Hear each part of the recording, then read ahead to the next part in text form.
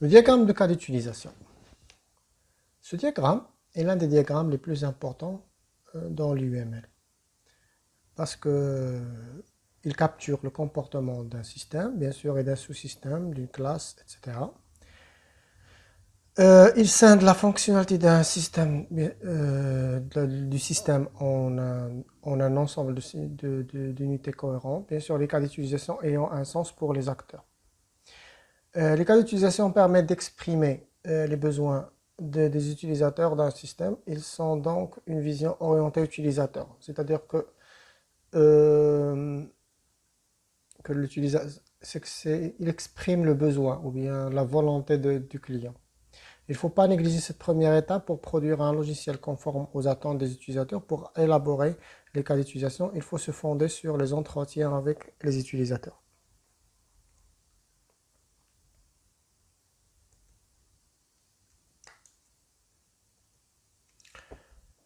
En général, un diagramme de cas d'utilisation se représente de différentes manières.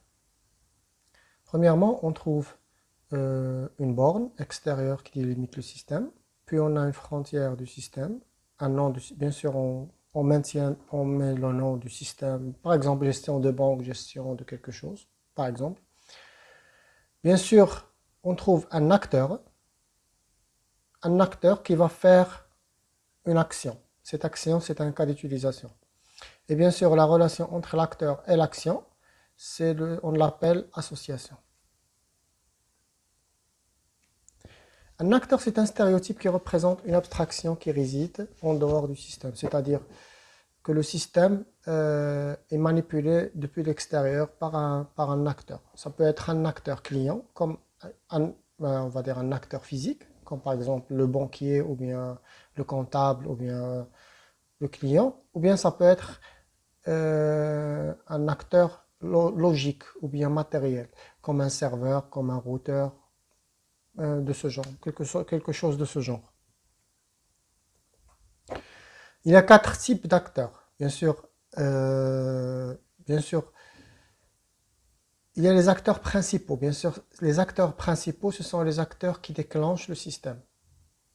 Donc, c'est-à-dire, si on prend l'exemple du guichet automatique, donc c'est un acteur qui va faire l'opération du tirage. Donc, c'est lui qui va, on va dire, actionner le système. Il y a les acteurs secondaires, donc les personnes qui effectuent des tâches administratives ou maintenance, par exemple, ou bien qui répondent aux actions des acteurs secondaires, des acteurs principaux. Il y a le matériel externe, bien sûr, le matériel externe, c'est un dispositif matériel incontournable qui fait partie du domaine. Bien sûr, les autres systèmes, comme le système de banque, système de gestion, logiciel, ça peut être n'importe quel autre système.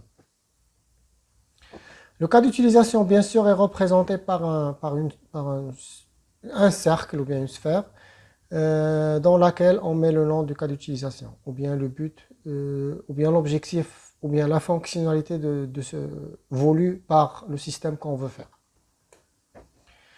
La relation entre un acteur et un cas d'utilisation, c'est tout simplement c'est une relation directe. Ça veut dire que l'acteur va faire cette action.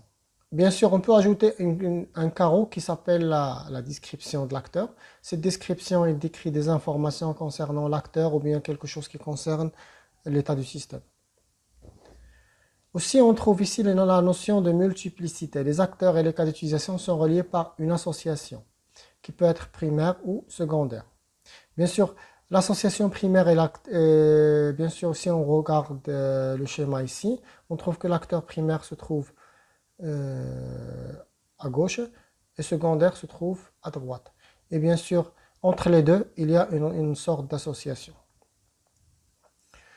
Bien sûr, l'acteur primaire, c'est lui qui déclenche l'action, et l'acteur secondaire, il va répondre en fonction de l'action déclenchée par l'acteur primaire. Bien sûr, on peut ici ajouter la notion de multiplicité, c'est-à-dire ici que par exemple, un client peut tirer 5 fois par jour, ou bien un agent comptable peut effectuer 100 opérations par jour. On peut ajouter ces informations, c'est-à-dire 0, 1, 1 plusieurs, 0 plusieurs, n. Ça dépend des cas d'utilisation qu'on veut.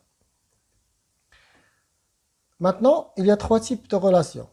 il y a la relation de généralisation, la relation d'extension et la relation d'inclusion.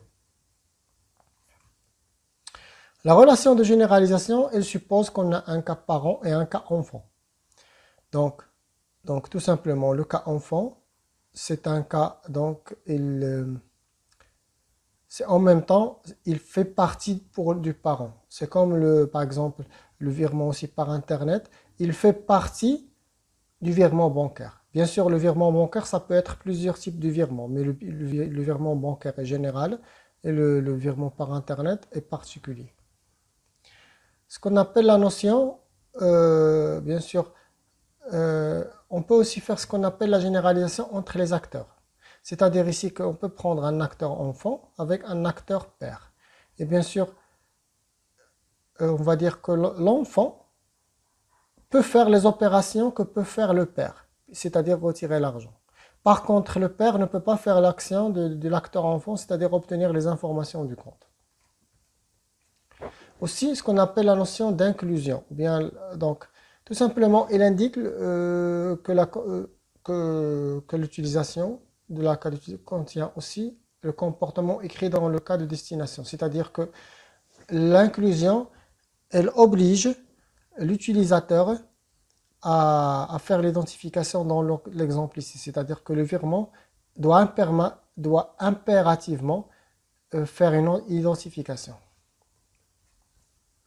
Aussi, il y a ce qu'on appelle l'extension. C'est quoi l'extension? Tout simplement, c'est un cas où l'action est secondaire. C'est-à-dire que le use case de base n'a pas forcément besoin du cas étendu. Tout simplement, on peut le faire comme on ne peut pas le faire. Donc, ce n'est pas quelque chose qui est, on va dire, obligatoire. Bien sûr, ici, bien sûr, si on prend l'exemple ici, virement peut inclure la vérification du solde. Et regardez ici le terme peut, c'est-à-dire que des fois on peut ne pas le faire. Bien sûr, si on prend un exemple ici, un établissement scolaire, bon, bien sûr, c'est la gestion de l'établissement scolaire. Bien sûr, je vous laisse quelques secondes pour voir et lire ce sujet. Bien sûr, c'est un exemple d'application générale pour vous montrer qu'est-ce qu'on peut faire.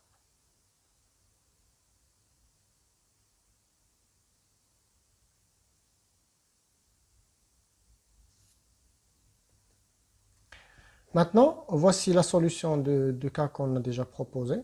Bien sûr, ici, vous allez trouver ici, je ne vais pas expliquer l'exercice de manière générale, mais tout simplement, c'est qu'on a un enseignant, bien sûr, qui peut être un responsable de formation, et bien sûr, un enseignant peut être un utilisateur de salle qui peut consulter le planning. Bien sûr, il peut faire la réservation qui inclut la vérification de la disponibilité. Bien sûr, il y a plusieurs types de réservations. Il y a la réservation de salle et la réservation de matériel. Bien sûr, tout ça, ce sont des informations qui concernent cet exercice.